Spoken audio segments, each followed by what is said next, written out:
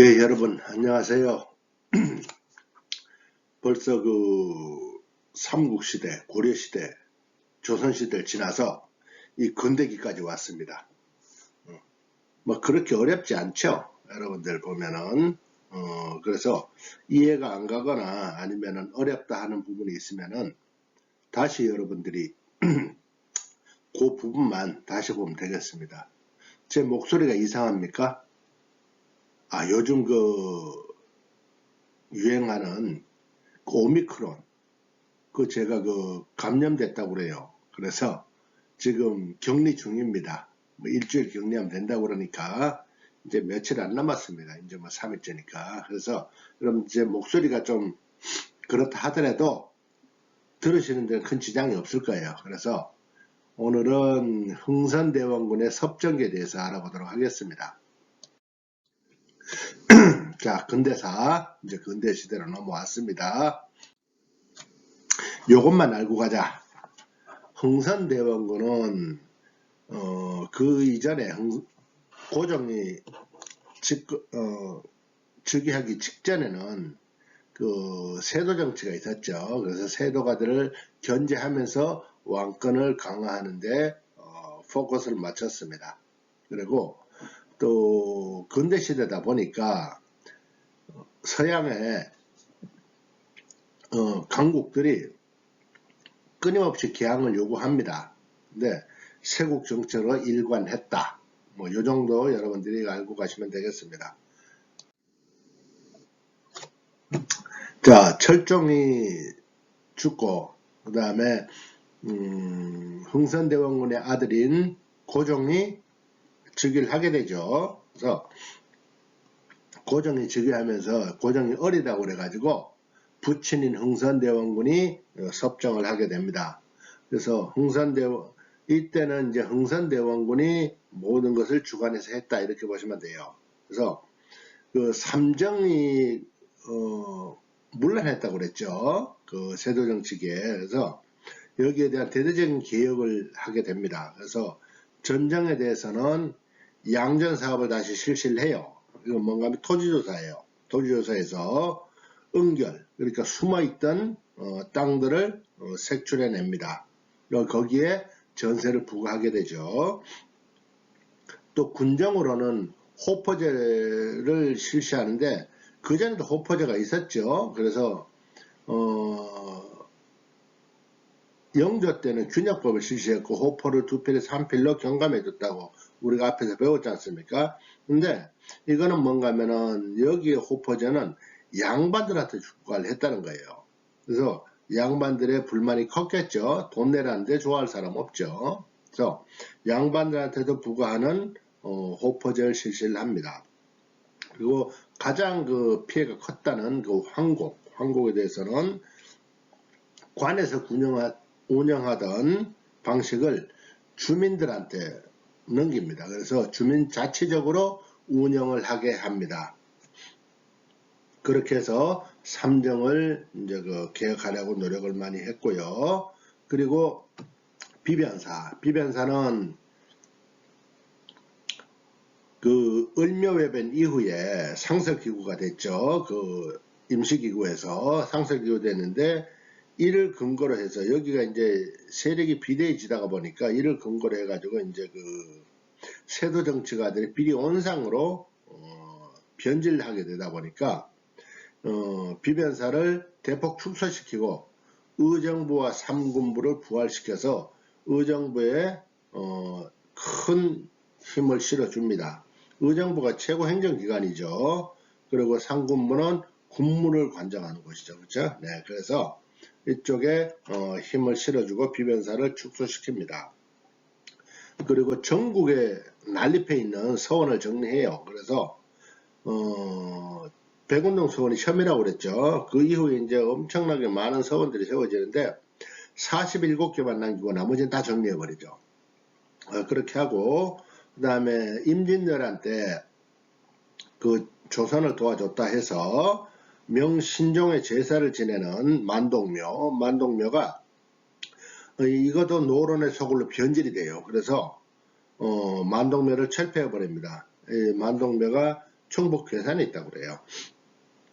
그리고 임진왜란 때 불타버린 경복궁을 중건한다면서 이제 당백전은 고액 화폐죠.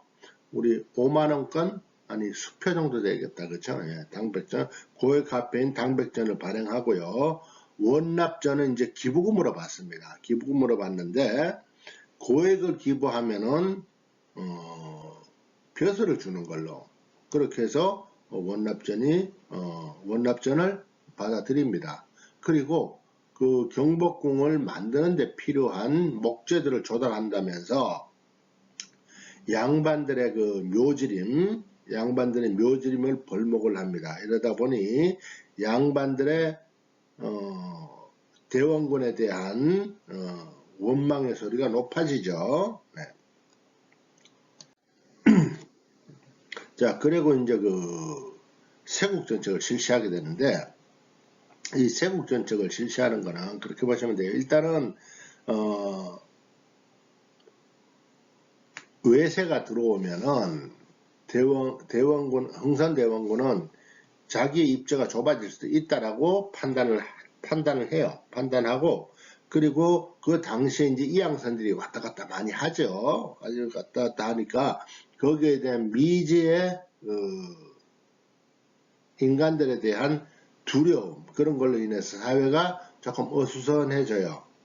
그런 와중에 이제 그 병인 박해가 일어나게 되는데요. 이거는 러시아의 남하를 견제해서 러시아가 조선에 얘기를 합니다. 그 문을 열어라. 그렇게 하는데 그러다 보니까 시간을 딱 정해져서 얘기를 해요. 얘기를 하니까 천주교도들이 그 흥선대원군한테 프랑스와의 접촉을 제안을 해요. 그래서 프랑스가 도와주면은 그 러시아의 남하를 견제할 수 있다, 이렇게 얘기를 합니다. 그런데 실제로 그 접촉을 하는데 프랑스 신부들하고 접촉하는데 시간이 좀 많이 걸려요. 많이 걸리다 보니까 그 러시아가 얘기했던 기한을 넘겨버리죠. 넘겨버렸는데도 별일이 일어나지 않아요. 그러니까 거기에 대한 비난의 목소리에 더해져서 흥선대원군이 천주교도다 하는 소문까지 돕니다.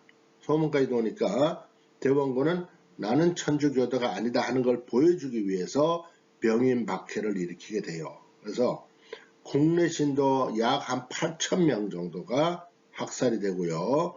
이 학살 과정에서 리델 신부가 탈출을 합니다. 탈출을 해서 그 프랑스 로즈 제독에게 이 사실을 알립니다. 그래서 이러한 과정을 보면서 조선의 백성들은 이 보복으로 그 프랑스가 쳐들어오지 않겠나라는 불안감을 갖게 됩니다. 그러던 와중에 그 미국의 제너럴 셔먼호가 또 들어와요. 평양 쪽으로 들어옵니다. 근데 평양에 있는 군민들은 사실 이양선이 온다고 해서 그렇게 그 거부감을 느끼지는 않고 이 사람들을 참 대접을 잘 했어요. 그런데 이 사람들이라고 물이 줄다가 보니까 이제 비가 많이 와가지고 내륙 깊숙이 들어왔는데 배가 이제 수위가 낮아지면서 배가 이제 오도가도 못하게 되니까 거기에 묵게 됩니다. 묵게 되는데 그러면서 평양 군민들하고 트러블이 생기게 됩니다. 트러블이 생기면서 이거는 이제 미국 상선이에요. 그래서 이 사람들이 제너럴 셔먼호가 평양 군민들한테 통상을 요구하게 됩니다. 통상을 요구하면서 거기에 대해서 이제 들어주지 않다가 보니까 이제 뭐라고 그럽니까? 뭐 전투라고 그러기는 못하고 좌우지간 트러블이 생겨서 그 싸움 정도가 일어나게 됩니다. 여기에 격분한 평양감사의 박규수가 제너럴 셔마노를 불태워버리는 사건이 발생해요. 그래서 제너럴 셔마노가 불에 타서 없어집니다. 그러다 보니 더 불안하죠. 미국 상선이 그랬죠. 그 다음에 병인 박해가 일어났죠. 이러다 보니까 불안한 이 와중에 결국 병인 박해로 병인 박해를 근거 삼아서 프랑스 로즈 제독이 강화도에 쳐들어옵니다. 쳐들어와서 강화도를 점령하게 되죠. 사실 뭐 군비에서 게임이 되겠습니까? 그런데 양헌수라는 분이 정족산성에서 정족산성을 지키고 있는데 이 프랑스 제독이 조선의 군사들 보니까 별거 아니야, 그죠? 그래서 그냥 그 중무장을 하나 경무장을 해서 정족산성을 차지하기 위해서 쳐들어갔다가 패배를 합니다. 패배를 하고 나니까 그 로즈가 더 이상 여기서 조선하고 싸울 필요가 없겠다 해가지고 철수를 해요. 철수를 하는데 이제 그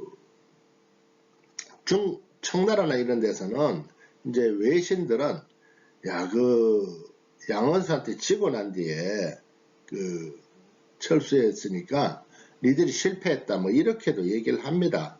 그 얘기를 하는데 이제 그 프랑스나 로즈는 그게 아니고 그 걔네들 그 저걸로 봤을 때 강경한 어조로 봤을 때 도저히 문호 개방을 못 하겠더라 이렇게 얘기를 했다고 그래요. 그런데 뭐 그거 중요한 거 아니고 그래서 병인 양류를 거치면서 프랑스가 물러가게 되는데 물러가면서 그냥 물러가면 될 텐데 요것들이 문화재들을 대거 약탈해 가지고 물러갑니다. 그렇게 해서 프랑스로 넘어간 문화재가 상당히 많습니다. 그래서 그 문화재를 돌려받아야겠죠. 근데 줄름이 안 준다고 그러니까는 뭐 어쩔 수 없죠. 어쨌든 그렇게 해서 문화재가 많이 프랑스로 넘어간다 하는 것이고요. 또 그 와중은 또 그러고 난 뒤 또 무슨 일이 일어나냐면 오페르트는 독일 상인입니다.